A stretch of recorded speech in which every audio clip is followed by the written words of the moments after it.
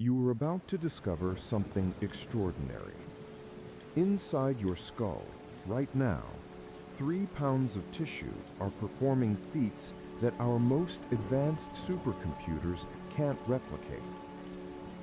Your brain is reading these words, converting symbols into meaning, triggering memories, emotions, and perhaps a gentle curiosity about what comes next.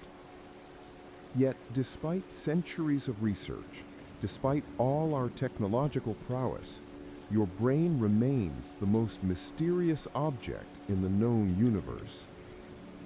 This isn't a story about failure. This is a story about wonder. Scientists have mapped distant galaxies, split atoms, and decoded DNA, but the soft pink organ behind your eyes continues to guard its deepest secrets with quiet elegance. Some mysteries inspire anxiety, but brain mysteries do something different. They invite us into a space where not knowing becomes peaceful, where questions don't demand answers, where the unknown feels like a warm blanket rather than a cold void. You're holding this mysterious universe in your head right now, and it's working perfectly without you needing to understand how. Your heart beats without instruction. Your lungs breathe while you dream. Your neurons fire in patterns that create your sense of self, and you don't need a manual. This documentary is your invitation to float through these beautiful unknowns, to meet the puzzles that have stumped brilliant minds, and to find comfort in the fact that some things remain delightfully unexplained. Let these mysteries wash over you like gentle waves, each one a reminder that the universe still has room for magic, even in an age of science. Find a comfortable position now. Let your shoulders drop away from your ears. Soften your jaw. Allow your breathing to settle into its natural rhythm, slow and steady, like waves meeting shore. Tonight, we're embarking on a journey through the most profound mysteries of human consciousness. But this won't be a typical exploration. There will be no tests, no need to remember details, no pressure to understand. Think of this as a guided drift through fascinating territories, where the destination matters less than the peaceful wandering. Your brain has worked hard today, processing thousands of thoughts, making countless decisions, keeping your body running while you went about your life. Now it's time to let it rest while we tell it stories about itself. Close your eyes if you haven't already. Picture your mind as a vast, calm ocean at twilight, and these mysteries are like bioluminescent creatures drifting through the depths, beautiful and strange, asking nothing of you except to notice them as they pass. We'll move slowly through 6 regions of neural mystery, each one revealing something science can't yet explain, each one designed to relax rather than stimulate. These aren't problems demanding solutions, they're invitations to wonder. The scientists who study these mysteries often describe a peculiar sensation, not frustration at the unknown, but a kind of reverence. They're like astronomers who've discovered a new constellation, content to map its shape without needing to touch the stars. That's the feeling we're cultivating tonight. So breathe deep, release the day, let your curiosity become soft and diffused, like morning fog. The mysteries ahead will hold you gently as you drift toward sleep, each one a lullaby sung in the language of neurons and synapses, each one proof that your brain is more magical than any story humans have ever invented. The woman awoke in a hospital bed, with a brain that no longer recognized faces. Her vision worked perfectly. She could describe every detail of a person standing before her: the color of their eyes, the curve of their mouth, whether they smiled or frowned. But faces themselves had become meaningless arrangements of features, like furniture in an unfamiliar room. Her husband of 20 years became a stranger every time he walked through the door, identifiable only by his voice, his gait, his particular way of wearing his watch. He could recognize him by 100 indirect signals, but his face carried no more meaning than a blank wall. This condition, prosopagnosia, affects roughly 2% of the population in varying degrees. Some people are born with it, living their entire lives without ever experiencing what we call facial recognition. Others acquire it through brain injury, stroke, or mysterious degenerative processes science can't explain. What makes this phenomenon so peacefully perplexing is its specificity. The brain can see, process colors, detect motion, read expressions, and yet somewhere in the neural pathways between the eyes and consciousness, faces refuse to become meaningful. They remain forever strange. Brain scans reveal the approximate location of this mysterious faculty. The fusiform face area, a small region on the underside of the temporal lobe, lights up consistently when neurotypical people view faces. In those with prosopagnosia, this region stays quiet or activates in unusual patterns science can't interpret. But knowing where something happens doesn't explain how or why. The mechanism remains hidden, like watching a magician's hands move without understanding the trick. What's particularly soothing about this mystery is how it reveals the brain's modular nature. We think of vision as a single sense, but your brain actually constructs visual reality through dozens of specialized processes running simultaneously. One neural pathway handles color, another processes motion, a third recognizes objects. Faces require their own dedicated system, so specialized that it can fail independently while everything else continues working perfectly. This woman could identify her husband's coffee mug, recognize her childhood home in photographs, navigate crowded streets without difficulty. Only faces had become abstract. Scientists have tried to crack this mystery for decades, using increasingly sophisticated brain imaging, analyzing the neural tissue of those willing to donate their brains after death, creating computational models that attempt to simulate facial recognition. Every study raises more questions. Why do some people with damage to the fusiform face area retain facial recognition while others lose it completely? Why do some prosopagnosia patients recognize facial expressions, the difference between happiness and sadness, without recognizing the face itself? How does the brain decide which visual information deserves its own specialized processing center? The deeper researchers look, the more they realize that facial recognition isn't a simple input-output process, but a symphony of neural activities they've only begun to catalog, much less comprehend. Even more mysterious are the rare cases of hyperprosopagnosia, super recognizers who can identify faces they've seen once, decades ago, in different lighting and angles. Their fusiform face area doesn't appear structurally different under brain scans. Something about their neural wiring makes faces unforgettable, but that something remains invisible to current technology. Consider what this means for consciousness itself.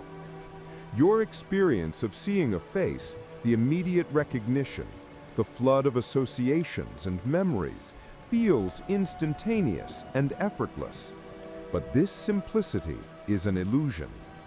Beneath your awareness, specialized neural networks are performing calculations science can't replicate, comparing current visual input against a vast internal database of stored faces, cross-referencing emotional associations, social context, personal history.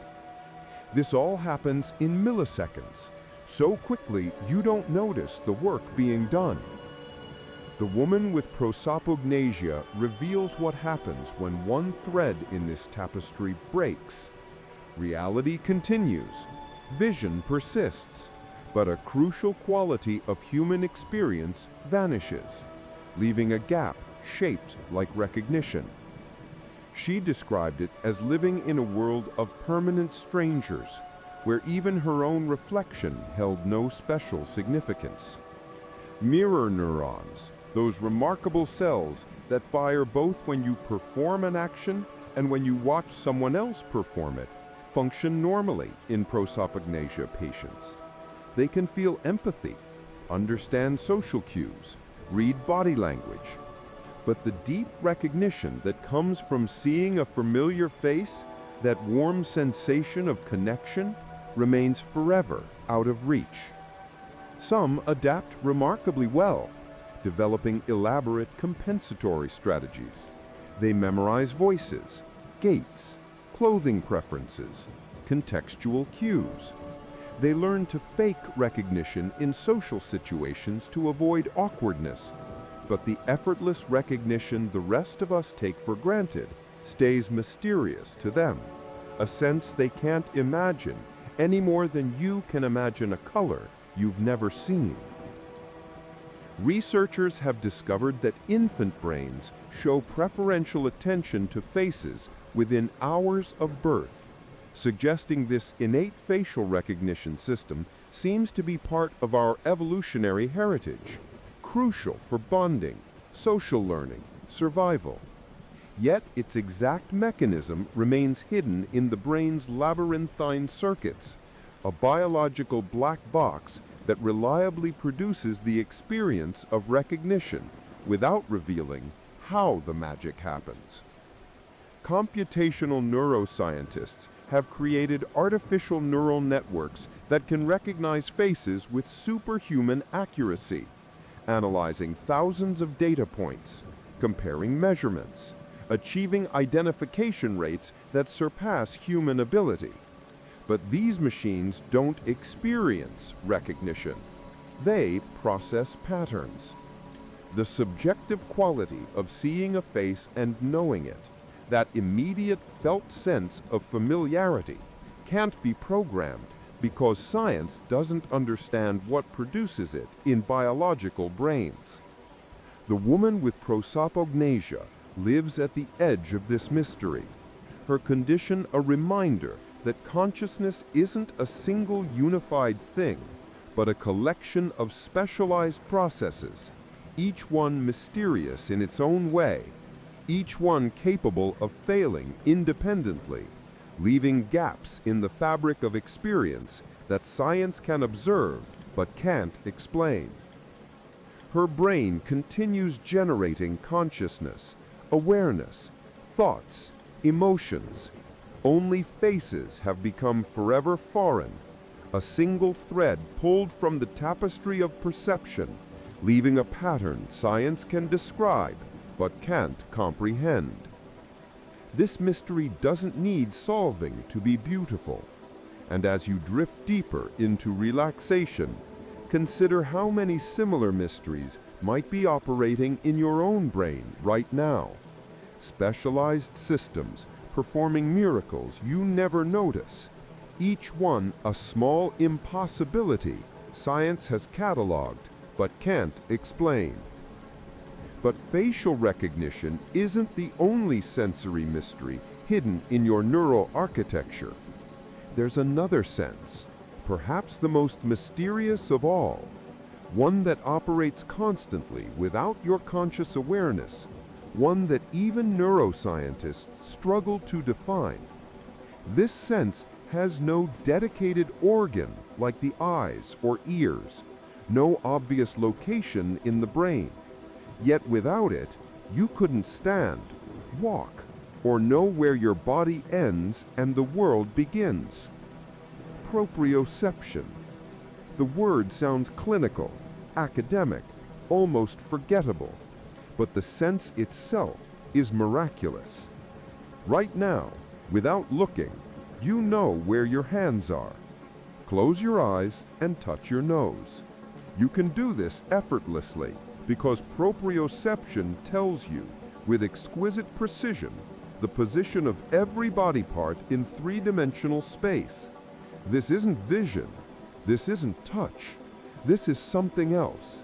A sixth sense so fundamental that losing it transforms the body into an alien object, a puppet you can only control by watching it constantly. Ian Waterman lost proprioception at 19 after a viral infection destroyed specific nerve fibers. His muscles, tendons, and joints could no longer send position information to his brain. Below the neck, he existed in a void of spatial awareness. He could still feel pain, temperature, and touch, but the sense of where his body was in space vanished completely. Learning to move again took years of intense concentration. He had to watch his legs to walk, his hands to grasp objects. Even sitting required visual monitoring because without proprioception, his body would slowly slump without sending warning signals. Close his eyes, and he would collapse like an unplugged marionette, unable to maintain posture without visual feedback. His case reveals something profound. The ease with which you move through space, reaching for objects, walking without looking at your feet, maintaining balance, all depends on a sense you never think about. Your brain constantly receives proprioceptive information from specialized receptors embedded in muscles, tendons, and joints throughout your body.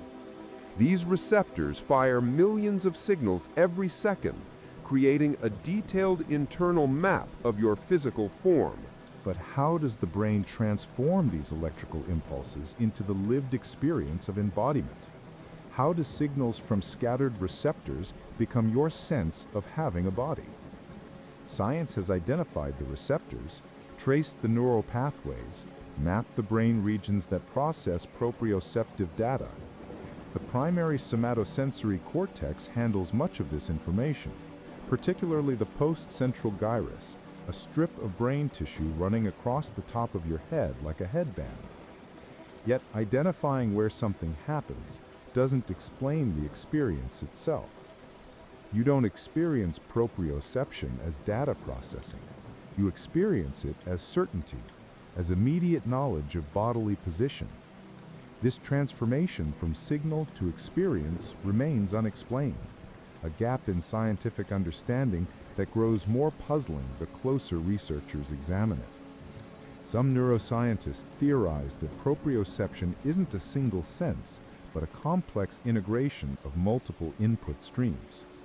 Your brain combines information from muscle spindles, Golgi tendon organs, joint receptors, skin stretch receptors, and even visual input, synthesizing these separate channels into unified bodily awareness.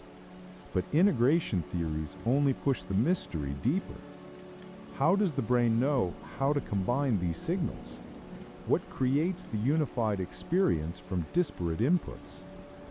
Phantom limb syndrome offers another window into proprioceptive mystery. Amputees often feel their missing limbs with startling vividness, experiencing sensations in body parts that no longer exist. The proprioceptive sense persists, generating spatial awareness of absent anatomy. Some report being able to move their phantom limbs, feeling fingers curl or toes wiggle, despite having no physical structures to move. Brain imaging studies show that the somatosensory cortex regions corresponding to missing limbs remain active. generating proprioceptive experiences without peripheral input. But why? Why doesn't the brain simply stop creating bodily awareness when the body part vanishes? Some researchers suggest this reveals that bodily experience is primarily generated internally, with peripheral receptors merely modulating an internal model the brain maintains continuously. Your sense of having a body might originate more from brain activity than from actual bodily input, a startling possibility that inverts our usual understanding of perception. The rubber hand illusion demonstrates how easily this internal model can be manipulated. Subjects sit with one hand hidden from view while watching a rubber hand placed in front of them. A researcher simultaneously strokes both the hidden real hand and the visible rubber hand with identical timing and pressure. After a few minutes, most subjects report feeling the stroking sensations coming from the rubber hand. Their proprioceptive sense shifts, incorporating the fake hand into their body schema. When the researcher suddenly strikes the rubber hand with a hammer, subjects flinch, and some even report feeling pain, despite knowing intellectually that the rubber hand isn't part of them. The brain has temporarily rewritten bodily boundaries, accepting the fake hand as real. This malleability suggests proprioception isn't a passive reception of bodily position, but an active construction, a best guess the brain makes based on available evidence. Usually, proprioceptive receptors provide reliable evidence, but when conflicting information appears, vision often wins, overriding actual bodily position. This raises uncomfortable questions about embodied experience. If your sense of physical self can be hijacked by contradictory sensory input, how reliable is bodily awareness? The answer appears to be that proprioception is more interpretive than we realize, more like perception than sensation, more constructed than discovered. Your brain tells you where your body is, and usually this internal narrative matches physical reality. But the match isn't guaranteed by the nature of perception itself. It's an achievement, a successful correspondence between internal model and external fact. Scientists have tried to create artificial proprioception for prosthetic limbs, embedding sensors that send electrical signals to remaining nerves, attempting to restore the sense of embodiment. Results have been mixed. Some recipients report genuine proprioceptive experiences, a sense that the prosthetic has become part of their body. Others receive only meaningless noise, electrical sensations they can't interpret as spatial position. Why some brains can learn to decode artificial proprioceptive signals while others can't remains unexplained. The brain's plasticity, its ability to rewire itself, plays a role, but the specific factors determining success or failure stay mysterious. What's particularly soothing about proprioceptive mystery is how it highlights the hidden competence of your nervous system. Right now, without any conscious effort, your brain is processing proprioceptive information from hundreds of receptors, maintaining your posture, adjusting your position, keeping you balanced. This all happens beneath awareness, a gift of evolution that usually works so well you never notice it. The few people who lose proprioception, like Ian Waterman, described through their struggle what the rest of us take for granted. He described feeling like a ghost piloting a machine, needing constant visual monitoring to inhabit his body. The rest of us simply are our bodies. The gap between intention and movement so small it feels non-existent. This seamlessness is the mystery. How does neural activity in the somatosensory cortex become lived embodiment? How do electrical signals from muscles become the felt sense of having arms and legs? Philosophers call this the hard problem of consciousness, the explanatory gap between physical processes and subjective experience. Proprioception exemplifies this gap perfectly. We can map every neuron, trace every signal, identify every brain region involved, and still the felt quality of embodiment remains scientifically inexplicable, present but not fully accounted for by physical description. Some neuroscientists argue we're asking the wrong questions, that demanding an explanation for how neural activity becomes experience is like asking how wetness emerges from water molecules. Perhaps embodiment simply is what proprioceptive processing feels like from the inside. No further explanation possible or necessary. But this answer, while pragmatic, leaves the mystery intact. It acknowledges the correspondence between brain activity and experience without explaining the nature of the relationship. As you lie here, your proprioceptive sense continues its quiet work, telling you where your hands rest, how your spine curves, whether your neck is twisted or straight. This information arrives constantly, updating thousands of times per second, maintaining your sense of physical coherence. And yet, you don't experience this as information processing, but as direct knowledge, immediate and certain, a kind of knowing that predates thought. Your ancient ancestors needed proprioception to climb trees, throw spears, escape predators. The sense evolved over millions of years, becoming increasingly sophisticated, increasingly accurate. But sophistication and accuracy don't equal understanding. Your brain performs proprioceptive integration with extraordinary reliability, yet the mechanism producing this reliability remains hidden, even from the neuroscientists who dedicate careers to studying it. This is the peaceful heart of the mystery.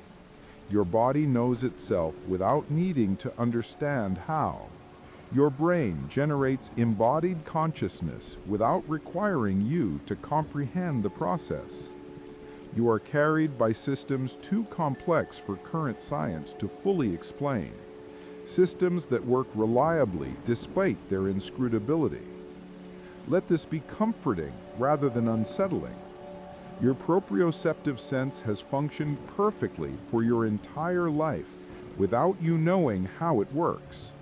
It will continue functioning perfectly as you drift toward sleep, maintaining your bodily awareness even as consciousness fades.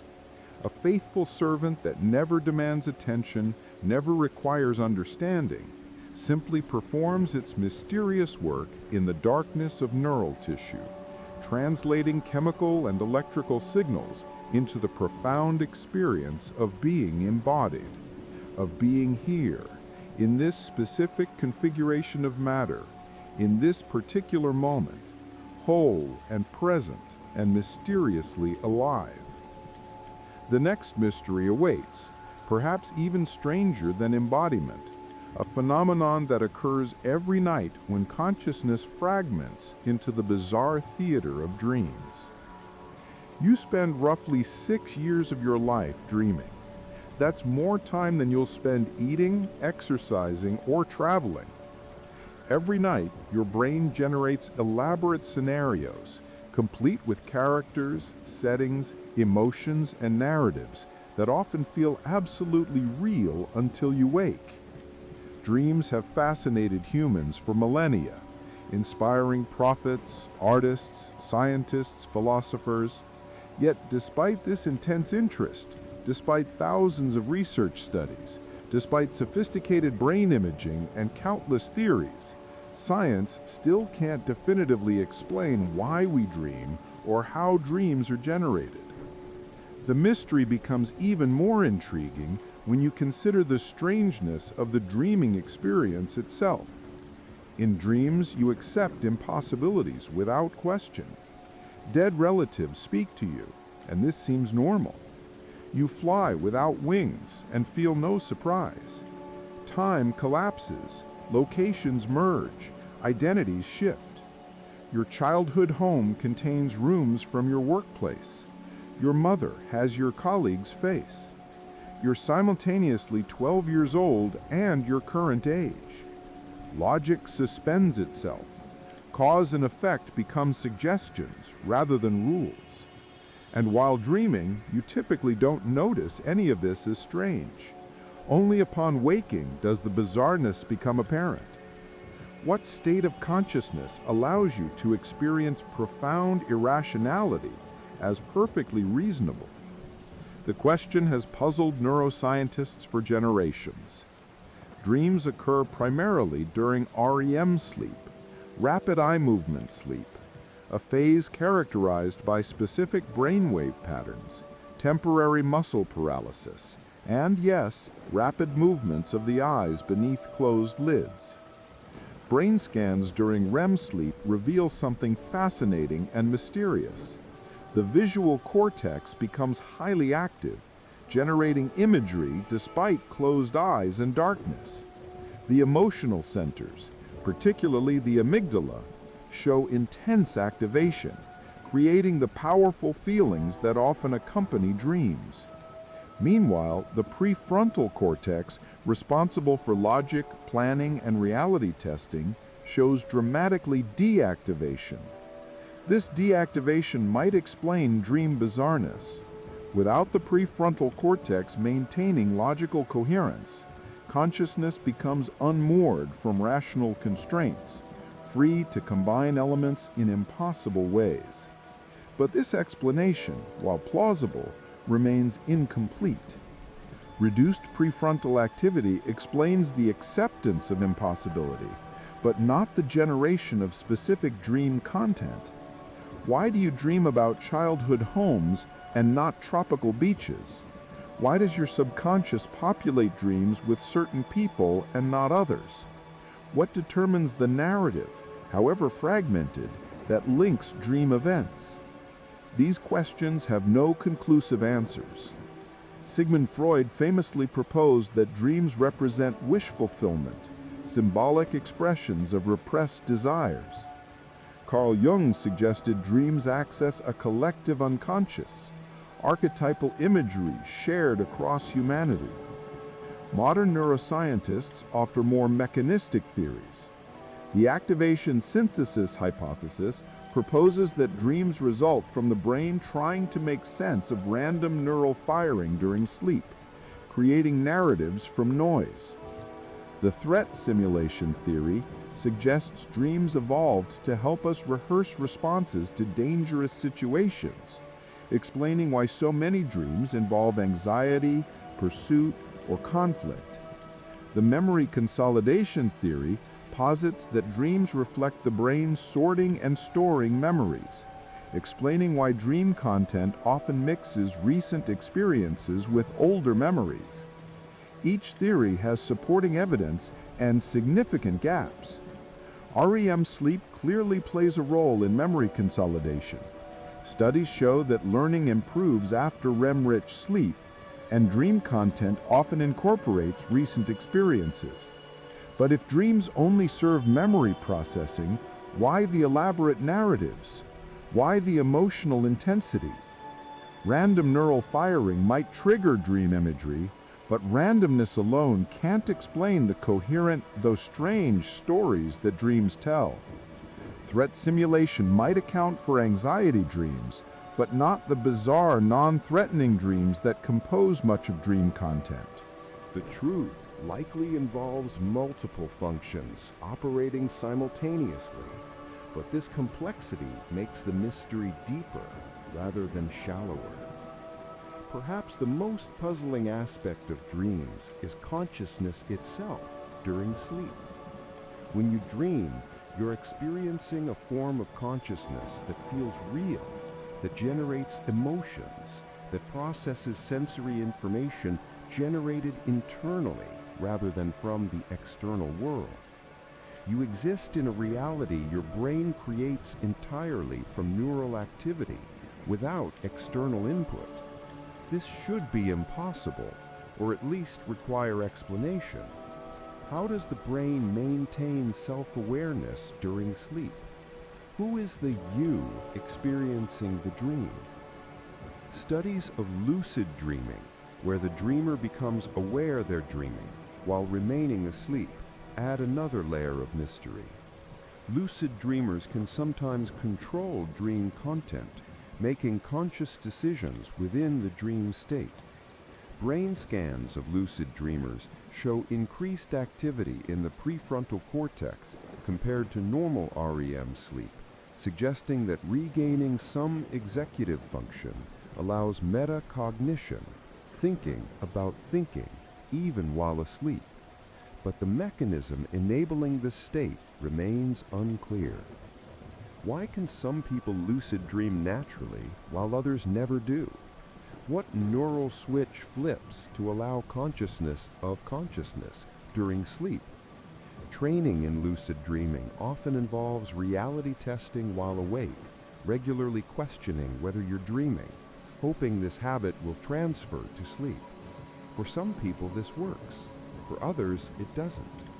Individual variation in dream control remains unexplained. Then there are the people who claim they never dream. Sleep studies reveal that everyone dreams during REM sleep, showing the characteristic brain patterns. But some people genuinely don't remember their dreams upon waking, experiencing sleep as a blank void between bedtime and morning. This suggests the dream memory formation differs from waking memory formation. The hippocampus, crucial for forming waking memories, shows reduced activity during REM sleep, which might explain why dreams are so easily forgotten. Yet some dreams persist, becoming as memorable as waking experiences. What determines which dreams you'll remember and which will vanish like morning mist? Science doesn't know. The content of dreams shows remarkable consistency across cultures and historical periods, despite vast differences in waking life. Ancient dream texts describe scenarios remarkably similar to modern dreams: falling, flying, being chased, appearing naked in public, teeth falling out, discovering unknown rooms in familiar buildings. This cross-cultural consistency suggests something universal in dream generation, perhaps rooted in shared brain architecture or common human concerns. But universality doesn't equal understanding. Why would evolution produce specific recurring dream themes? What function could dreams of teeth falling out possibly serve? Some researchers investigate whether dreams might be meaningful in ways we don't yet comprehend. Pattern recognition studies analyze thousands of dream reports, looking for correlations between dream content and waking life events, psychological states, or future behaviors. Results hint at connections. Dreams before major life decisions often feature crossroads or journeys. Dreams during illness sometimes incorporate bodily sensations, suggesting the sleeping brain monitors physical health. But correlation isn't causation, and the interpretation of dream symbolism remains subjective, resistant to scientific verification. The relationship between dreams and creativity offers another fascinating puzzle. Many artists, scientists, and inventors credit dreams with providing breakthrough insights. Paul McCartney heard the melody for Yesterday in a dream. Dmitri Mendeleev reportedly visualized the periodic table during sleep. August Kekulé discovered the ring structure of benzene after dreaming of a snake eating its own tail. Are these anecdotes evidence of dreams accessing unconscious problem-solving abilities? Or are they selection bias, memorable exceptions to millions of meaningless dreams? The question remains open. Attempts to study creativity and dreaming systematically face methodological challenges. Creativity is difficult to measure objectively, and dream content is reported subjectively, filtered through memory and interpretation. Lab studies can monitor brain activity during REM sleep, but can't peer directly into dream content until the sleeper wakes and reports what they experienced, introducing a delay that might alter the memory. What's particularly calming about dream mysteries is their nightly universality. You will dream tonight, whether or not you remember it. Your brain will construct elaborate scenarios, generate emotions, create characters and conversations, all while you lie motionless in bed. This happens automatically, requires no conscious effort, and serves purposes science can only partially explain. Cultures throughout history have ascribed dreams special significance, seeing them as messages from gods, glimpses of the future, or journeys of the soul. Modern neuroscience offers more prosaic explanations: neural housekeeping, memory consolidation, threat simulation. But the prosaic explanations don't diminish the mystery. They describe what happens without fully explaining why or how. Consider what dreams reveal about consciousness itself. Your waking experience feels singular, unified, continuous. But dreams fragment this unity. Dream consciousness lacks the coherence of waking awareness, mixing memories and imagination, suspending critical thinking, accepting impossible scenarios. Yet it remains recognizably consciousness, a subjective experience happening to someone. This suggests consciousness isn't the unified thing it appears to be, but a collection of processes that usually work together but can dissociate during sleep. The philosophical implications are profound. If consciousness can exist in such radically different modes, waking and dreaming, which version is more real? Or is reality itself a construct, with waking and dreaming representing different construction methods rather than different levels of truth? Neuroscience can't answer these questions because they exceed the scope of empirical investigation. You can't scientifically measure realness or prove which conscious state deserves priority. These questions belong to philosophy, which is another way of saying they belong to mystery, to the spaces where facts end and interpretation begins. As you drift toward sleep tonight, your brain is preparing to dream. Neural circuits are shifting modes, preparing for the nightly theater. Soon, you'll lose awareness of your physical surroundings, sinking into internally generated experience. Your brain will become both playwright and audience, creating scenarios and experiencing them simultaneously. You'll encounter people who aren't there, visit places that don't exist, feel emotions about situations that aren't real. And for those hours, none of this will seem strange. The dream will be your reality, complete and convincing, until morning breaks the spell and you return to waking consciousness, often struggling to remember what seemed so vivid moments before. This cycle has repeated every night of your life, will continue every night ahead, a mystery so familiar you rarely pause to consider how strange it is. Your brain generates alternate realities nightly, experiences consciousness in a fundamentally different mode, then erases most evidence upon waking.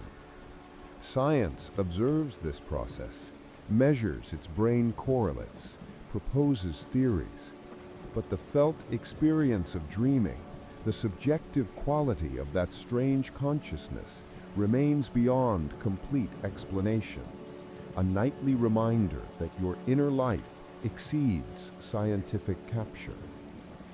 The next mystery we'll explore occurs not during sleep, but in the space between sleep and waking, those liminal moments when consciousness isn't quite one thing or another, when your brain hovers in a state that shouldn't be possible, but happens millions of times each night, a phenomenon so common, yet so strange, that science still struggles to explain how your mind can be both aware and absent simultaneously.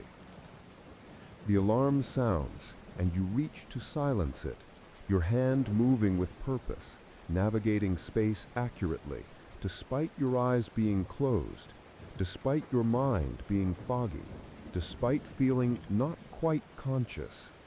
You just performed a complex action involving spatial reasoning, motor coordination, and goal-directed behavior while barely awake. How is this possible? What state of consciousness allows purposeful action without full awareness? This mystery becomes even stranger when you consider sleepwalking.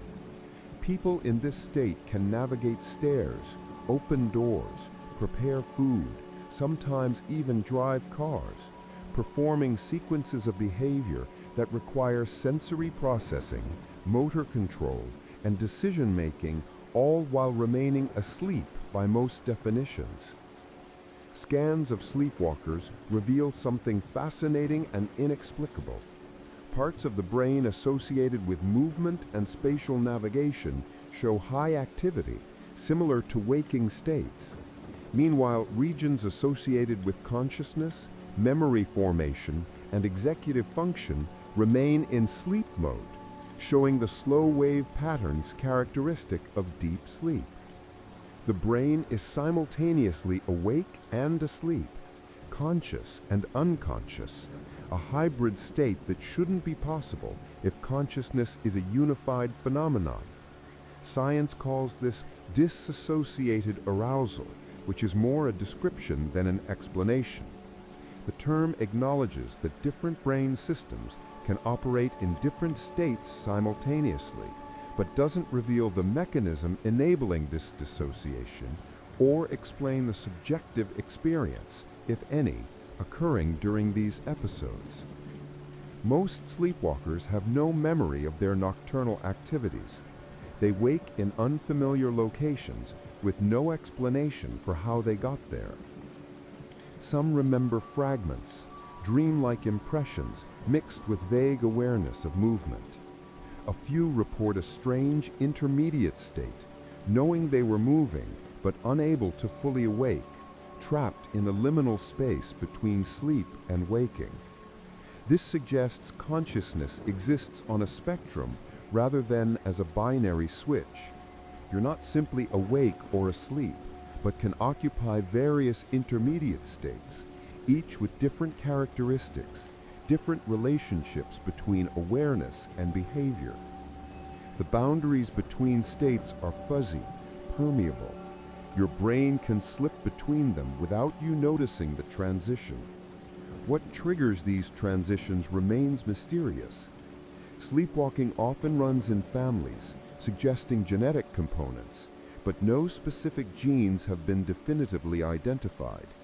Stress, sleep deprivation, and certain medications increase occurrence, but many sleepwalking episodes happen without obvious triggers. The brain simply shifts into this hybrid state spontaneously, for reasons science can't predict or fully explain. Then there's the phenomenon of sleep paralysis, which represents the opposite dissociation. You awake, become conscious, but remain unable to move, trapped in your body while your brain completes its transition from sleep to waking. Sleep paralysis typically occurs during the transition into or out of REM sleep. During REM, your brain paralyzes voluntary muscles to prevent you from acting out dreams, a protective mechanism called REM atania. Usually, this paralysis ends before you regain consciousness, but sometimes the timing misaligns. You wake while still paralyzed, creating a terrifying experience of conscious awareness without bodily control. Many people experiencing sleep paralysis report hallucinations, sensing a presence in the room, feeling pressure on their chest, seeing shadowy figures. These hallucinations feel absolutely real, more vivid than imagination, more convincing than dreams. The combination of paralysis and hallucination has inspired countless supernatural beliefs across cultures. Demons, ghosts, alien abductions, supernatural assault. But the experience has neurological origins. During REM sleep, the brain's reality monitoring systems function differently than in waking.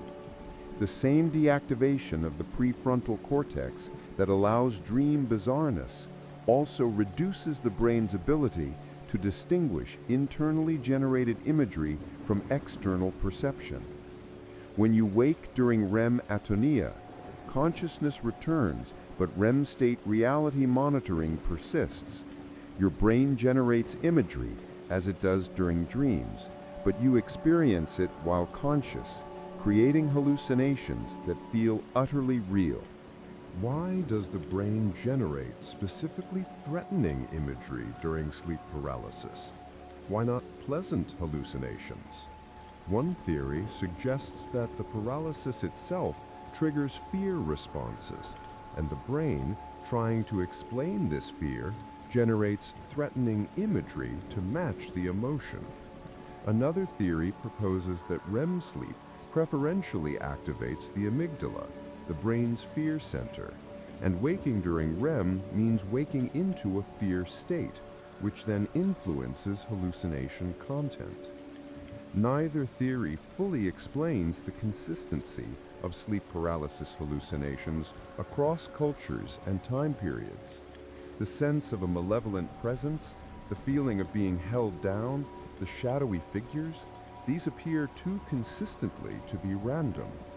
Something about the brain's configuration during sleep paralysis reliably produces specific hallucinatory content.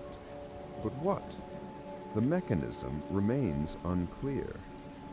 The mystery deepens when considering microsleeps, brief episodes of sleep lasting just a few seconds that can occur during apparent waking. You've probably experienced microsleeps while driving on a monotonous highway or sitting through a boring lecture. Your awareness blanks out momentarily, a brief absence, then returns so quickly you might not notice the gap. But during that gap, your brain enters a sleep state. Brainwaves shift from waking patterns to sleep patterns and back again, all within seconds. Behavior during microsleeps becomes automatic. If you're driving, you continue steering, maintaining speed, even staying in your lane, all while briefly unconscious. The same dissociation that enables sleepwalking enables microsleep driving. Motor and spatial systems continue functioning while conscious awareness temporarily vanishes. How does the brain maintain complex behavior without consciousness? How do you steer a car without awareness? These questions touch on fundamental issues about the relationship between consciousness and behavior. Much of what you do doesn't require conscious attention. Walking, breathing, maintaining posture, even aspects of conversation can proceed automatically. Consciousness might be less essential for behavior than we assume, operating more as a monitor than a controller, observing actions rather than generating them. But this possibility raises uncomfortable questions. If behavior can proceed without consciousness, what is consciousness for? Why did it evolve? What function does awareness serve if the brain can accomplish complex tasks without it? Some neuroscientists propose that consciousness evolved for flexibility, allowing novel responses to unexpected situations. Automatic processes handle routine tasks efficiently, but when something unusual occurs, consciousness engages, enabling creative problem solving. This theory suggests consciousness is expensive, metabolically costly, and therefore only activated when necessary. Most of the time, you operate on autopilot, and consciousness only emerges for specific tasks requiring its unique capabilities. The theory is elegant, but difficult to test empirically. How do you measure when consciousness is present versus absent? Self-report is unreliable. People often can't accurately report their mental states. Brain imaging can show which regions are active, but can't definitively determine whether activation correlates with conscious experience. Consciousness remains stubbornly subjective, resistant to objective measurement. The mystery of hypnagogia, The transitional state between waking and sleep offers another window into consciousness's strange flexibility. During hypnagogia, you might experience vivid imagery, hear voices or music, feel bodily distortions like floating or shrinking. These experiences feel more real than imagination, but less structured than dreams. Some people have extraordinarily vivid hypnagogic experiences, reporting full sensory hallucinations indistinguishable from reality. Others experience only fleeting images or sounds. The variation seems random, unconnected to personality traits, mental health, or sleep quality. Why hypnagogia affects people so differently remains unexplained. Brain imaging during hypnagogia reveals a unique pattern. The thalamus, which gates sensory information, begins reducing external input while internal generation systems remain active. This creates a window where the brain produces imagery without external stimulation, but hasn't yet entered the dream state. You're conscious enough to remember the experience, but disconnected enough from sensory reality that internally generated content feels external. This hybrid state suggests consciousness doesn't switch cleanly between modes, but transitions gradually, passing through intermediate configurations that have their own distinct qualities. Each transition point, each liminal state between waking and sleeping, reveals something about how consciousness is constructed.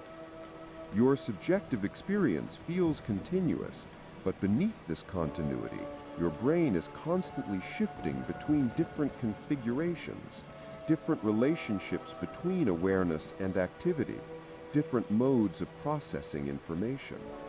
Most of these shifts happen smoothly, invisibly. Occasionally, they misalign, creating sleep paralysis, sleepwalking, hypnagogic hallucinations. These dissociated states aren't malfunctions, but natural variations, glimpses of the usually hidden machinery that generates your conscious experience. What's deeply calming about these mysteries is their revelation that consciousness is more fluid than it seems. You exist in different states throughout each day and night, your brain continuously modulating awareness, attention, sensory processing, motor control. These modulations usually serve you well, allowing sleep when you need rest, waking when you need activity, transitioning smoothly between states. The occasional misalignment, the sleep paralysis episode, or sleepwalking incident, simply reveals the complexity of the system. Your brain is performing countless coordinated processes to maintain consciousness, and the fact that it works correctly most of the time is more remarkable than the occasional errors. As you sink deeper into relaxation, your brain is already beginning its nightly transitions. Consciousness is softening, external awareness fading, internal imagery starting to emerge. Soon you'll pass through hypnagogia into deeper sleep, your brain shifting through states science can observe but can't fully explain. The transitions will happen automatically, requiring no effort, guided by neural systems that have performed this dance every night of your life. You don't need to understand how it works. You only need to trust that it will, as it always has, carrying you gently from waking into sleep, from consciousness into dreams, from one mysterious state to another. Each transition a small miracle of neural coordination. But before you drift completely away, there's another mystery waiting, perhaps the most profound of all, a question that strikes at the heart of what makes you yourself, a puzzle about memory and identity that science has studied for decades without reaching any definitive conclusions. You are your memories. This feels intuitively true. Your sense of identity, your understanding of who you are, depends on remembering your past. Without memory, what would remain? A body, certainly. Sensory experience, probably. But the continuous narrative thread connecting your childhood self to your current self, the story that makes you a person rather than a series of disconnected moments, that requires memory. And yet, memory itself remains one of neuroscience's deepest mysteries. How does your brain store memories? Where are they kept? How does a neural network of electrochemical signals preserve specific experiences across decades? These questions have partial answers, but no complete explanations. Scientists know that memory formation involves the hippocampus, a seahorse-shaped structure deep in the brain's temporal lobes. Damage to the hippocampus prevents new memory formation, as demonstrated tragically by patient Henry Molaison, known in scientific literature as HM. After surgery removed large portions of his hippocampus to treat epilepsy, HM lost the ability to form new long-term memories. He could remember his childhood, his early adult years, everything before surgery. But after surgery, each moment existed in isolation. He would meet the same doctor daily and greet him as a stranger each time. He could read the same magazine repeatedly, finding it fresh each reading. His working memory functioned normally. He could hold conversations, solve puzzles, remember things for a few minutes, but nothing transferred into long-term storage. Each day ended with no memory of its events, and the next day began blank. HM's case revealed that memory formation requires the hippocampus, but it also revealed something mysterious. His old memories persisted despite hippocampal damage. This suggests that long-term memories aren't stored in the hippocampus, but somewhere else. The hippocampus appears to encode memories, to convert experiences into storable form, but the storage itself happens in the cortex, the brain's outer layer. Over time, memories consolidate, becoming independent of the hippocampus, distributed across cortical networks. But how does this consolidation occur? How does a memory transition from hippocampus-dependent to cortex-dependent? The mechanism remains unclear. One theory proposes that during sleep, particularly during slow-wave sleep, the hippocampus replays recent experiences, repeatedly activating the same cortical patterns until they become self-sustaining. Brain recording studies support this theory, showing that neurons active during learning reactivate during subsequent sleep in the same patterns. This replay appears to strengthen cortical connections, gradually transferring the memory from temporary hippocampal storage to permanent cortical storage. But replay doesn't explain the subjective experience of remembering. When you recall a childhood birthday, you don't experience neural replay. You experience imagery, emotions, sensations, a recreation of the original event. How does distributed neural firings generate the unified experience of a memory? This is another instance of the hard problem of consciousness. Science can describe the neural correlates of memory, the brain activity patterns associated with remembering, but can't explain how these physical patterns produce the subjective experience of recollection. Even more mysterious is memory's unreliability. You probably think of memories as recordings, faithful captures of past experiences. But research reveals that memories are reconstructions, built anew each time you recall them. This reconstruction process introduces errors, distortions, false details. Studies show that memories can be implanted, that people can be convinced they experienced events that never occurred. Researchers have created false childhood memories in laboratory subjects, making them remember getting lost in shopping malls, meeting cartoon characters at theme parks, experiences that never happened but feel completely real. This malleability suggests memory isn't a passive storage system, but an active construction process. Each time you remember something, your brain rebuilds the memory from fragments, filling gaps with inferences, current beliefs, suggestions from others. The rebuilt memory feels authentic, carries the same sense of reality as accurate memories, but may contain significant fabrications. What's particularly unsettling is that you can't distinguish true memories from false ones by introspection. False memories feel just as real, just as detailed, just as emotionally compelling as accurate memories. There's no internal signal saying this memory is reliable versus this memory is fabricated. They all feel like memories, like genuine records of past experience. Why would evolution produce such an unreliable system? Wouldn't perfect memory be advantageous? Some researchers argue that memory's flexibility serves important functions. Exact recordings of every experience would be overwhelming, informationally expensive, and not particularly useful.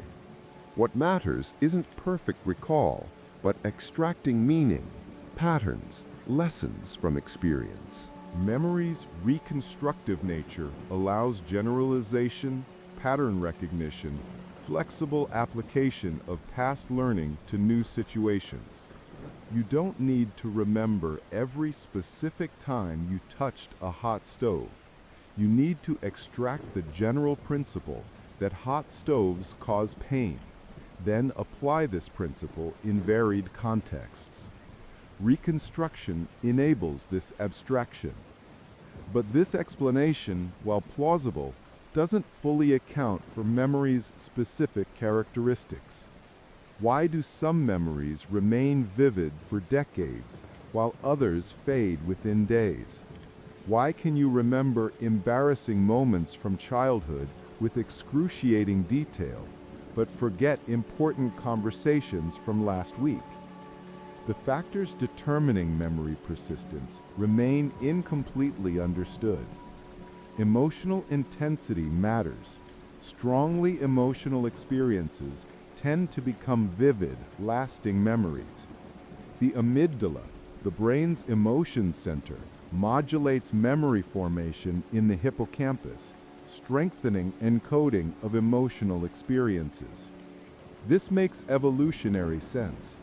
Events that provoke strong emotions are usually significant, worth remembering.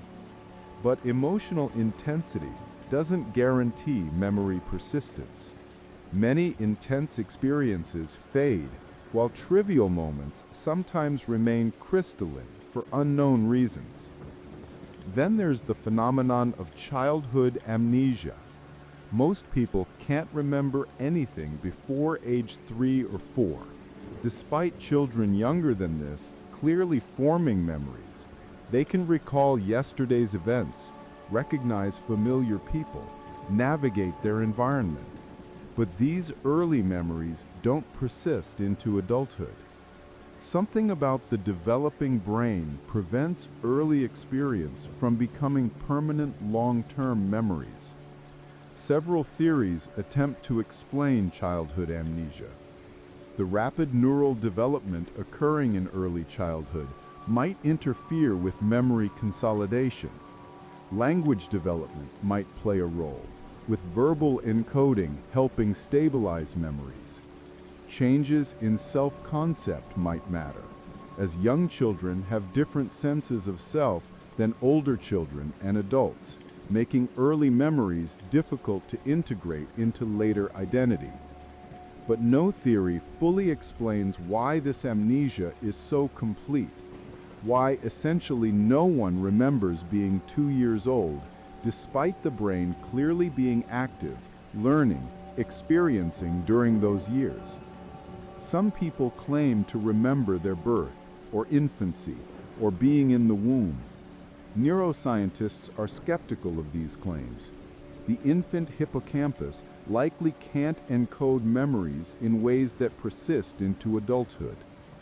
Most supposed early memories are probably reconstructions, built from photographs, family stories, imagination, then backdated and experienced as authentic memories. But distinguishing real from reconstructed memories of early childhood is nearly impossible without external verification. Another memory mystery emerges from patients with amnesia who can still learn new skills despite being unable to form explicit memories. HM, despite his profound amnesia, could learn new motor skills. He improved at mirror drawing across multiple sessions, despite not remembering having done the task before. Each session, he thought he was encountering the task for the first time, yet his performance improved, demonstrating learning without conscious memory. This disassociation reveals that memory isn't a single system, but multiple systems. Explicit memory, conscious recollection of facts and events, depends on the hippocampus and can be lost, while implicit memory, unconscious learning of skills and patterns, remains intact. The brain can learn without remembering learning. You can become skilled at something without being able to recall any specific practice session. This suggests that much of what you know exists outside conscious awareness. Skills, habits, intuitions, biases, all represent implicit learning that influences behavior without generating conscious memories. You are shaped by experiences you don't remember, influenced by learning you're not aware of having acquired. How many of your preferences, fears, tendencies come from implicit memories you can't access? The question reveals how much of your mental life operates beneath awareness, how much of what makes you yourself exists in neural patterns you'll never consciously experience. What's soothing about memory's mysteries is the realization that identity doesn't require perfect recall. You are who you are despite memory's unreliability, despite the reconstructive nature of recollection, despite implicit influences you're not aware of. Your sense of self persists across time, even though the memories connecting past to present are malleable, incomplete, sometimes entirely false. This suggests that identity is more about continuity of narrative than accuracy of memory. You are the story you tell yourself about yourself, and this story doesn't need to be perfectly faithful to past reality to function. The brain constructs a self from memory fragments, current beliefs, social context, emotional states, weaving these elements into a coherent narrative that feels like truth. As you drift toward sleep, memories from today begin their journey toward consolidation.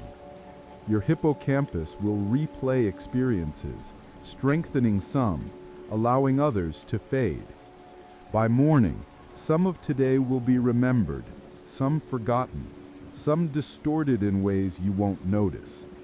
This process will continue every night of your life, constantly reshaping your past, determining which experiences become part of your narrative and which vanish like morning mist. You don't control this process. Your brain decides what to keep and what to discard according to criteria you're not conscious of. Algorithms evolution shaped over millions of years. Trust that the system, mysterious though it is, serves you well.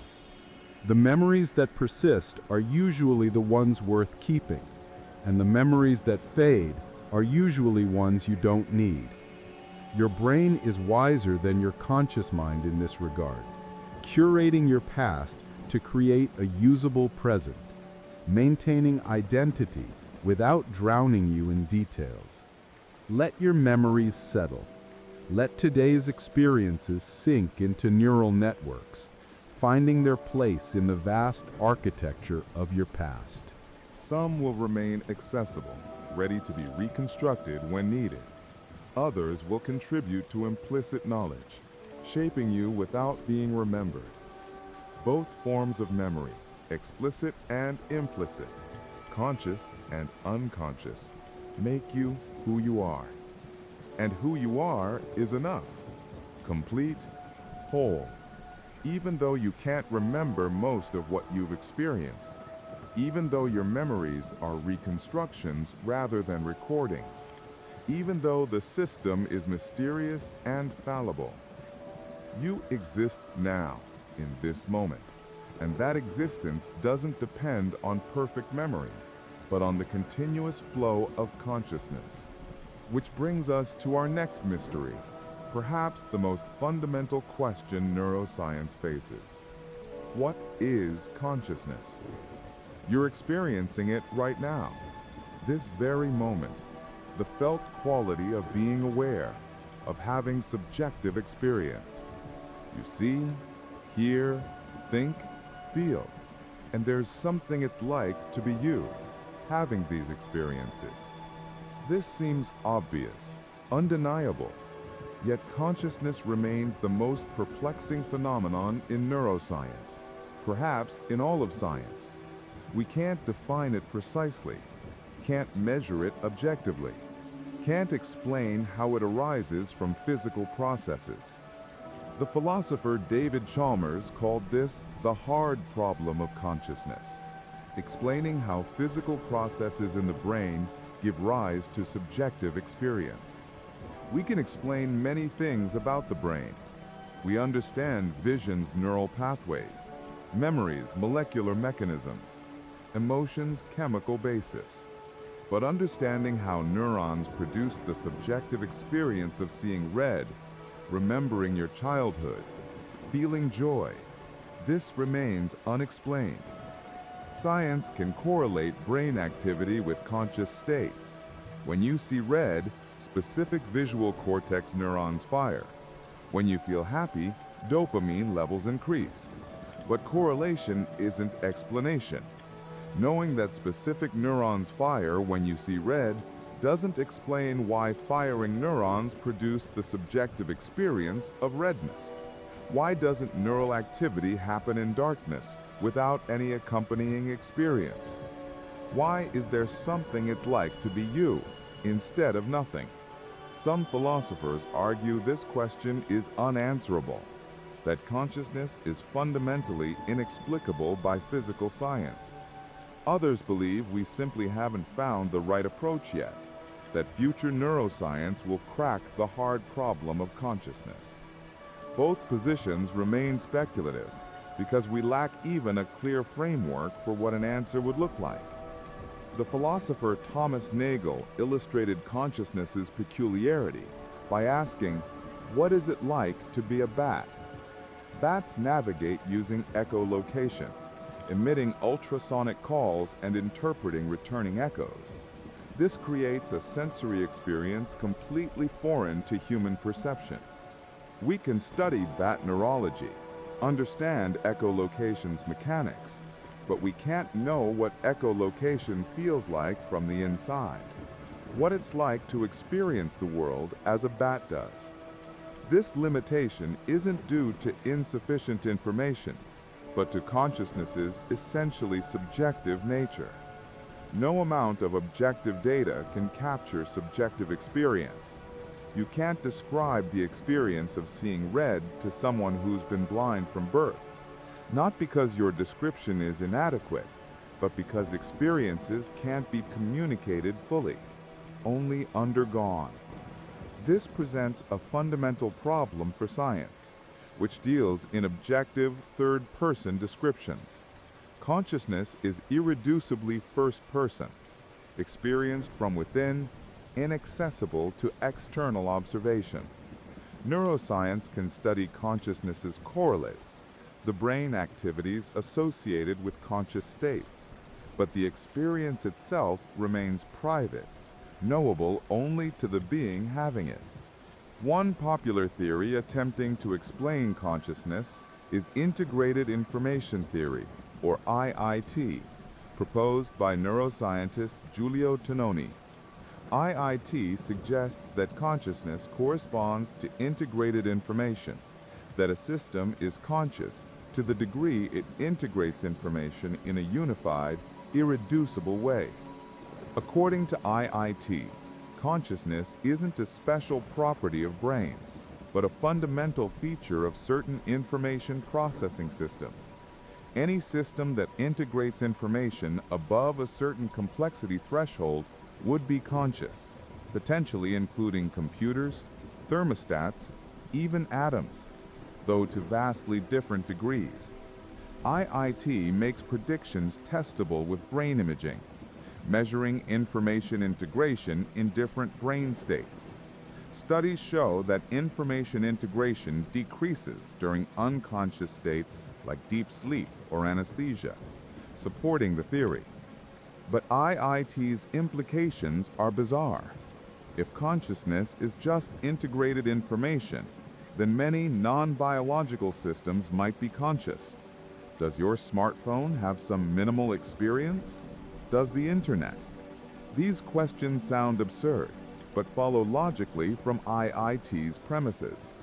The theory also faces the combination problem. If consciousness emerges from integrated information, why don't you experience the consciousness of your individual neurons? Each neuron integrates information, yet you don't experience billions of tiny consciousnesses, but one unified consciousness. How does integration at the neural level produce unified experience at the whole brain level? IIT doesn't fully answer this. Another theory, global workspace theory, proposes that consciousness emerges when information becomes globally available across the brain. Unconscious processing happens in specialized modules working independently. Consciousness emerges when information from these modules broadcasts to a global workspace, becoming available to multiple cognitive systems simultaneously. This theory explains why consciousness feels unified despite being produced by many brain regions. The global workspace integrates information from separate modules, creating coherent experience. It also explains consciousness's limited capacity. The global workspace can only broadcast limited information at once, which is why you can't consciously process everything simultaneously. Attention selects what enters the global workspace, and thus what becomes conscious. Global workspace theory aligns well with brain imaging data, showing that conscious processing involves widespread brain activation while unconscious processing remains localized. But the theory describes what happens during consciousness without explaining why global broadcasting produces subjective experience. Why does information entering the global workspace feel like something? The theory doesn't address the hard problem. Then there's panpsychism, the philosophical position that consciousness is a fundamental feature of the universe, like mass or charge, present in some form in all matter. According to panpsychism, even elementary particles have rudimentary consciousness, and complex consciousness, like humans experience, emerges from combining simpler conscious entities. Panpsychism solves the hard problem by denying it. Instead of explaining how consciousness emerges from unconscious matter, panpsychism proposes that matter is never entirely unconscious. Consciousness doesn't emerge, but combines, scales, increases in complexity. Critics argue panpsychism is untestable, unfalsifiable, more philosophy than science. It doesn't make predictions, doesn't suggest experiments. Defenders counter that the alternatives are worse, that trying to extract consciousness from entirely unconscious matter is logically impossible. Panpsychism at least avoids this impossibility. The debate remains unresolved. Another mystery surrounding consciousness is its unity. You experience reality as a unified field of awareness, a single stream of consciousness. But your brain consists of billions of neurons, each processing information independently. How do these separate processes combine into unified experience?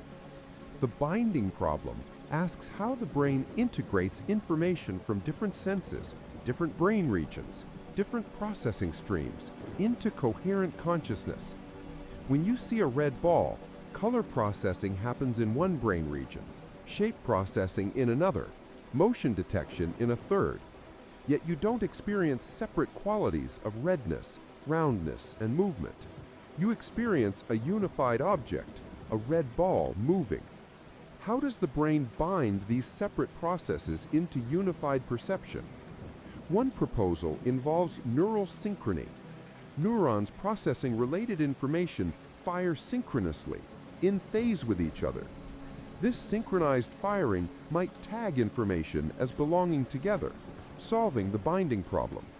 Studies show that neurons representing different features of the same object often fire synchronously, supporting this theory. But synchrony explains how information gets tagged as related, not how it becomes unified subjective experience. The gap between neural tagging and phenomenal unity remains. Some neuroscientists argue we're asking the wrong questions about consciousness. Consciousness isn't something the brain produces, but something the brain does. Asking how neurons produce consciousness is like asking how legs produce walking. Legs don't produce walking, they walk. Similarly, brains don't produce consciousness, they're conscious. Consciousness is brain activity viewed from within. This perspective dissolves the hard problem by rejecting its premises. But many philosophers find this unsatisfying, arguing it ignores the profound difference between objective processes and subjective experience. What's deeply peaceful about consciousness's mystery is how it reveals the limits of explanation. Not everything can be reduced to simpler components. Not every question has an answer. Consciousness might be one of those irreducible phenomena, something we can study, correlate, manipulate, but never fully explain. And that's okay. You don't need to understand consciousness to experience it. Right now, you're conscious, aware, experiencing reality. This fact doesn't depend on neuroscience cracking the hard problem. Your subjective experience continues, regardless of whether anyone can explain it. Let this be comforting. Your consciousness is yours, immediate, undeniable, requiring no scientific validation. You exist, aware, and experiencing, and this existence is enough. The mystery of how neurons create your inner world doesn't diminish that world's reality. As you sink deeper into rest, consciousness itself is softening, transitioning towards sleep. Soon, awareness will fade, and you'll enter unconscious states your waking mind can't remember. Then, consciousness will return with morning, as mysterious in its return as in its departure. This cycle has repeated every day of your life, consciousness appearing and disappearing, yet you remain you throughout. The continuity of identity persists despite consciousness's intermittent nature, suggesting that you are more than any single moment of awareness, more than any particular conscious state. You are the continuous pattern, the persistent organization, the story that connects moments across time. And this pattern continues, mysterious and beautiful, whether or not anyone can explain how it works. But consciousness isn't the only mystery about your sense of self.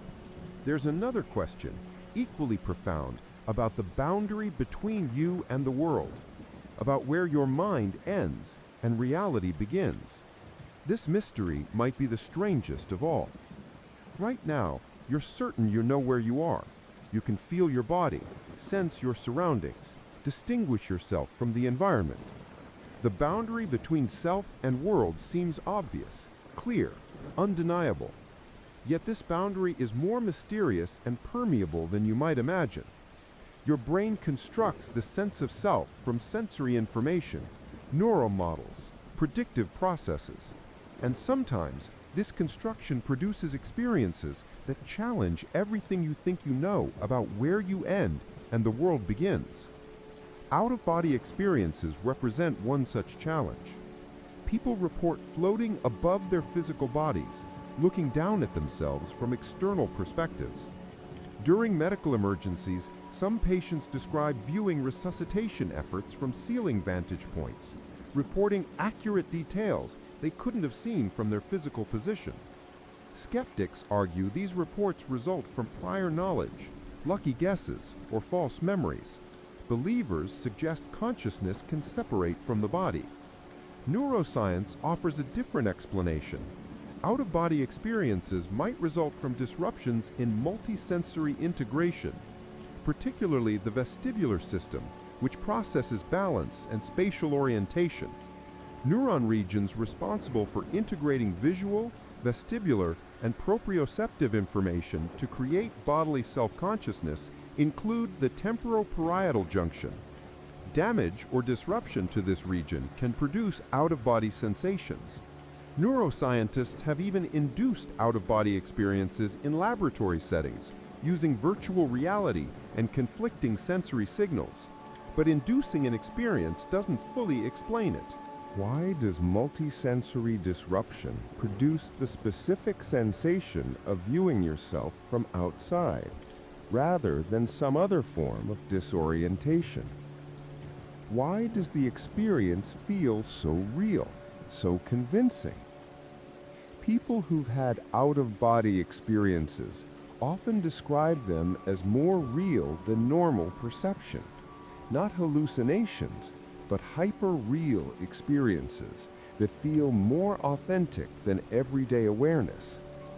This intensity suggests something profound about self-consciousness. Your sense of being located in your body, of viewing the world from behind your eyes, isn't a given feature of consciousness, but a construction, a model your brain builds from available information. Usually, this model aligns with physical reality, placing your conscious perspective inside your physical location. But the model can be manipulated, shifted, relocated. Your brain can construct a self-perspective from any vantage point if given appropriate signals. This reveals something unsettling and fascinating. The feeling of being embodied, of inhabiting your physical form, isn't directly perceived, but inferred. Your brain makes a best guess about where you are based on sensory input, and usually this guess is correct. But it's still a guess, a model, not direct perception. And models can be wrong. The rubber hand illusion demonstrates this plasticity dramatically.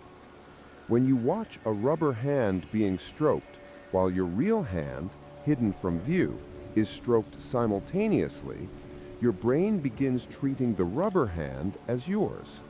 You feel the stroking happening to the rubber hand, despite knowing intellectually that it's fake.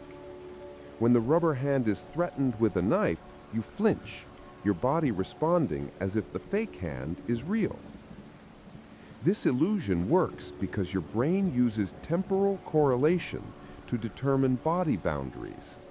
If visual and tactile information arrive synchronously, the brain assumes they're referring to the same body part. In the rubber hand illusion, the synchronous stroking tricks your brain into expanding your body schema to include the fake hand. The illusion breaks down if the stroking is asynchronous, proving that timing matters for self-attribution. Scientists have created full-body versions of this illusion using virtual reality. Subjects wear VR headsets showing their body from a third-person perspective. when the virtual body and real body are touched simultaneously, subjects begin feeling that the virtual body is their real body. They report their sense of self-location shifting toward the virtual body's position. Some describe out-of-body sensations, feeling located in the space where the virtual body appears. These experiments prove that bodily self-consciousness is flexible, manipulable, constructed rather than directly perceived. Your brain maintains a body model, updating it constantly based on sensory information. This model usually corresponds accurately to physical reality, but correspondence isn't guaranteed. The model is the brain's hypothesis about body configuration, testable and revisable based on new evidence. What does this mean for the sense of self? If your body boundaries are negotiable, if your self-location can shift based on sensory manipulation, what remains stable? Is there a core self independent of these fluctuations? Or is the self entirely constructed, entirely dependent on ongoing sensory integration, entirely vulnerable to disruption? Meditation traditions have explored these questions for millennia. Advanced meditators report experiences of ego dissolution, moments when the boundary between self and world disappears. They describe feeling merged with the universe, losing the sense of being a separate individual. Neuroscience has begun studying these states. Brain scans of experienced meditators during ego dissolution show decreased activity in the default mode network, a set of brain regions associated with self-referential thinking. The default mode network activates when you think about yourself, your past, your future, your traits. It constructs the narrative self, the story you tell about who you are. Reducing default mode network activity might reduce self-referential processing, creating the experience of selflessness. But even if we understand the neural correlates of ego dissolution, the experience itself remains mysterious. What is it like to lose the sense of being a separate self? Meditators struggle to describe it, using paradoxical language. You're still there, but not there. Aware, but not aware of being aware. Present, but without a sense of presence. Language fails because it's built for describing a world with selves and objects, subjects and experiences. Ego dissolution transcends these categories, creating states that can't be captured in ordinary conceptual frameworks. Some philosophers argue that ego dissolution reveals a truth, that the separate self is an illusion constructed by the brain. According to this view, you're not actually a separate individual, but a temporary pattern in the universal flow of matter and energy. The sense of being a distinct self is a useful fiction evolution created to help organisms survive, but it's not ultimately real. Other philosophers counter that ego dissolution is just another brain state, no more revealing ultimate truth than any other experience. Just because you can disrupt the sense of self doesn't mean the self is illusory. You can disrupt vision by closing your eyes, but that doesn't mean the visual world is illusory. The debate can't be resolved empirically because it concerns interpretation, meaning, metaphysics, not just facts. Your experience of being a self, whether ultimately real or constructed, shapes your life profoundly. You plan for the future, assuming you'll exist tomorrow. You take responsibility for past actions, assuming continuity of identity. You form relationships, pursue goals, make choices, all predicated on being a persistent self. Even if this self is a construction, it's a construction that matters, that organizes experience in meaningful ways. What's calming about the mystery of self-boundaries is how it reveals the brain's creative power. Your mind doesn't just receive reality passively, but actively constructs experience, building models of body, self, and world. These models are sophisticated, usually accurate, refined by evolution and individual experience. They give you a coherent reality to inhabit, clear boundaries between self and other, stable sense of identity across time. The fact that these constructions can occasionally be disrupted doesn't diminish their value. They're the ground of your existence, the framework making experience possible.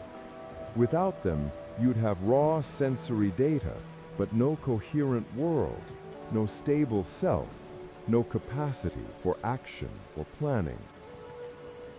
Another mystery related to self-boundaries involves agency, the sense that you're the author of your actions. When you decide to raise your arm and your arm rises, you experience this as voluntary action, something you caused.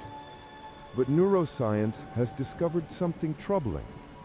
Brain activity predicting action begins before conscious awareness of deciding to act.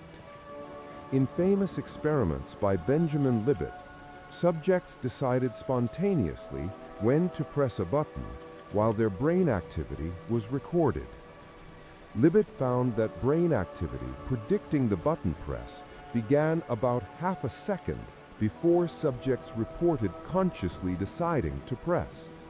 The brain had already initiated the action before conscious decision. This finding sparked intense debate. If brain activity precedes conscious decision, is free will an illusion?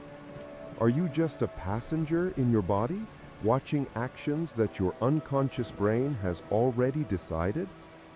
Some philosophers argue yes, that Libet's experiments prove free will is illusory, that consciousness is an after-the-fact narrator rather than a causal agent. Others argue the experiments don't prove this. The brain activity Libet measured might represent unconscious preparation, not decision. The conscious decision might still play a causal role, perhaps in approving, vetoing, or modifying unconsciously prepared actions. The timing of conscious awareness is also uncertain. Subjects reported their decision time by remembering where a clock hand was when they decided. But memory of timing might not be accurate. Consciousness might occur earlier than subjects remember, making it truly causal. The debate continues, unresolved, because we still don't understand the relationship between consciousness and neural activity. Is consciousness produced by neural activity? Identical with it? A separate process running in parallel? Different theories give different answers, and experiments can't definitively choose between them. What's peaceful about agency's mystery is how it highlights the gap between experience and explanation. You experience yourself as an agent, making decisions, causing actions. This experience persists whether or not neuroscience can explain it, whether or not free will is ultimately real. Your lived reality includes agency, and that lived reality matters regardless of underlying mechanisms. The same applies to all the mysteries we've explored tonight. You experience facial recognition, proprioception, dreams, consciousness, selfhood. These experiences are immediate, undeniable, defining features of being human. Science's inability to fully explain them doesn't diminish their reality or importance. They're the substance of your life, the fabric of experience, worth appreciating for what they are, rather than diminished by explanatory gaps. As you drift toward sleep, your sense of self is already softening. The boundaries between self and world, usually sharp, begin blurring. Your body feels heavier, less distinct. Your thoughts become diffuse, less directed. Soon, the self that's been listening to this documentary will dissolve temporarily into sleep's unconsciousness, only to reform with morning's light. This nightly dissolution and reformation of self has happened every day of your life. You've died and been reborn countless times in miniature, consciousness disappearing and reappearing, yet something persists through these transitions. Perhaps that persistent something is what you really are. Not any single conscious moment, but the pattern that connects them, the continuity that survives consciousness's intermittent nature. Let yourself dissolve now. Let the boundaries soften. Let the mysteries remain mysterious. Your brain will continue its work, maintaining your body, processing information, preparing for tomorrow. But you, the conscious witness, can rest. The universe holds more mysteries than anyone could solve in a lifetime, more questions than answers, more wonder than understanding. And that's beautiful. That's enough. Let the last mystery hold you gently as sleep approaches, a question without answer, a puzzle without solution, a comfort rather than a problem. The mystery of why anything exists at all, why consciousness arises in the universe, why you are here, now, aware and alive. These questions have no answers science can provide, only the fact of your existence, mysterious and precious, unexplained and real, enough simply to be without needing to understand, complete in this moment, held by mysteries deeper than any mind could fathom, safe in the unknown, at peace with wonder, drifting now, gently, into the healing darkness of sleep. Tonight you're about to discover something extraordinary. Inside your skull right now, 3 pounds of tissue are performing feats that our most advanced supercomputers can't replicate. Your brain is reading these words, converting symbols into meaning, triggering memories, emotions, and perhaps a gentle curiosity about what comes next. Yet despite centuries of research, despite all our technological prowess, your brain remains the most mysterious object in the known universe. This isn't a story about failure. This is a story about wonder. Scientists have mapped distant galaxies, split atoms, and decoded DNA, but the soft pink organ behind your eyes continues to guard its deepest secrets with quiet elegance. Some mysteries inspire anxiety, but brain mysteries do something different. They invite us into a space where not knowing becomes peaceful, where questions don't demand answers, where the unknown feels like a warm blanket rather than a cold void. You're holding this mysterious universe in your head right now, and it's working perfectly without you needing to understand how. Your heart beats without instruction. Your lungs breathe while you dream. Your neurons fire in patterns that create your sense of self, and you don't need a manual. This documentary is your invitation to float through these beautiful unknowns, to meet the puzzles that have stumped brilliant minds, and to find comfort in the fact that some things remain delightfully unexplained. Let these mysteries wash over you like gentle waves, each one a reminder that the universe still has room for magic, even in an age of science.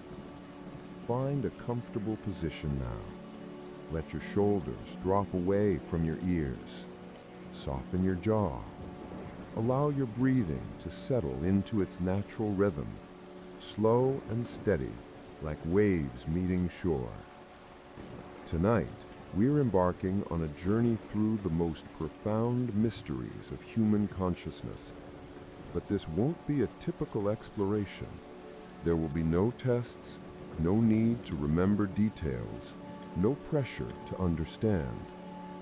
Think of this as a guided drift through fascinating territories where the destination matters less than the peaceful wandering. Your brain has worked hard today, processing thousands of thoughts, making countless decisions, keeping your body running while you went about your life. Now it's time to let it rest while we tell it stories about itself. Close your eyes if you haven't already. Picture your mind as a vast, calm ocean at twilight, and these mysteries are like bioluminescent creatures drifting through the depths, beautiful and strange, asking nothing of you except to notice them as they pass. We'll move slowly through 6 regions of neural mystery, each one revealing something science can't yet explain, each one designed to relax rather than stimulate. These aren't problems demanding solutions, they're invitations to wonder. The scientists who study these mysteries often describe a peculiar sensation, not frustration at the unknown, but a kind of reverence. They're like astronomers who've discovered a new constellation, content to map its shape without needing to touch the stars. That's the feeling we're cultivating tonight. So breathe deep, release the day. Let your curiosity become soft and diffuse, like morning fog. The mysteries ahead will hold you gently as you drift towards sleep, each one a lullaby sung in the language of neurons and synapses, each one proof that your brain is more magical than any story humans have ever invented. The woman woke in a hospital bed with a brain that no longer recognized faces. Her vision worked perfectly. She could describe every detail of a person standing before her, the color of their eyes, the curve of their mouth, whether they smiled or frowned. But faces themselves have become abstract arrangements of features, like furniture in an unfamiliar room. Her husband of 20 years became a stranger every time he walked through the door, identifiable only by his voice, his gait, his particular way of wearing his watch. She could recognize him by 100 indirect signals, but his face carried no more meaning than a blank wall. This condition, prosopagnosia, affects roughly 2% of the population in varying degrees. Some people are born with it, living their entire lives without ever experiencing what the rest of us call facial recognition. Others acquire it through brain injury, stroke, or mysterious degenerative processes science can't explain. What makes this phenomenon so peacefully perplexing is its specificity. The brain can see, process colors, detect motion, read expressions, and yet somewhere in the neural pathways between the eyes and consciousness, faces refuse to become meaningful. They remain forever strange. Brain scans reveal the approximate location of this mysterious faculty. The fusiform face area, a small region on the underside of the temporal lobe, lights up consistently when neurotypical people view faces. In those with prosopagnosia, this region stays quiet or activates in unusual patterns science can't interpret. But knowing where something happens doesn't explain how or why. The mechanism remains hidden, like watching a magician's hands move without understanding the trick. What's particularly soothing about this mystery is how it reveals the brain's modular nature. We think of vision as a single sense, but your brain actually constructs visual reality through dozens of specialized processes running simultaneously. One neural pathway handles color, another processes motion, A third recognizes objects. Faces require their own dedicated system, so specialized that it can fail independently while everything else continues working perfectly. This woman could identify her husband's coffee mug, recognize her childhood home in photographs, navigate crowded streets without difficulty. Only faces had become abstract. Scientists have tried to crack this mystery for decades, using increasingly sophisticated brain imaging, analyzing the neural tissue of those willing to donate their brains after death, creating computational models that attempt to simulate facial recognition. Every study raises more questions. Why do some people with damage to the fusiform face area retain facial recognition while others lose it completely? Why can some prosopagnosia patients recognize facial expressions, the difference between happiness and sadness, without recognizing the face itself? How does the brain decide which visual information deserves its own specialized processing center? The deeper researchers look, the more they realize that facial recognition isn't a simple input-output process, but a symphony of neural activities they've only begun to catalog, much less comprehend. Even more mysterious are the rare cases of hyperprosopagnosia, super recognizers who can identify faces they have seen once, decades ago, in different lighting and angles. Their fusiform face area doesn't appear structurally different under brain scans. Something about their neural wiring makes faces unforgettable, but that something remains invisible to current technology. Consider what this means for consciousness itself. Your experience of seeing a face, the immediate recognition, the flood of associations and memories, feels instantaneous and effortless. But this simplicity is an illusion.